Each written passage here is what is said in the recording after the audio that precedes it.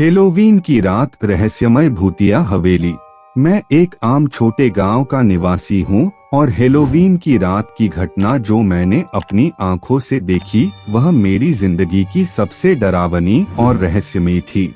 Halloween की रात का समय आया और सभी गांव वाले उसी उत्साह और भय के साथ अपने घरों को सजाने में लगे थे। मेरा गांव भी उसी शोर शराबे के बीच था। लेकिन जैसे ही रात का पर्दा गिरा, गांव के माहौल में अचानक से एक अजीब हवा महसूस होने लगी।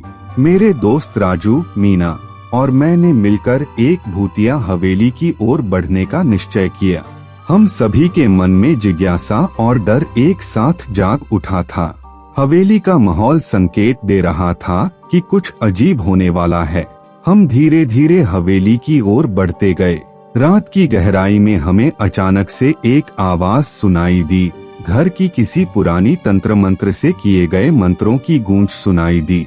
राजू डरकर कहा, क्या यह घर सचमुच में भूतिया है? हमने एक दूसरे के साथ नियंत्रण बनाए रखते हुए हवेली की अंदर चलने का निर्णय लिया। जब हम अंदर गए, हमें वहाँ कुछ अजीब चीजें दिखाई दी।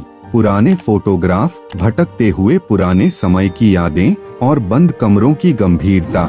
एक कमरे का दरवाजा हमें खुला हुआ मिला। हम धीरे धीरे उस कमरे में घुसे। वहाँ हमने एक पुरानी किताब देखी जिसमें अनजाने लिखावट थी। मैंने वह किताब खोली और उसमें पढ़ना शुरू किया।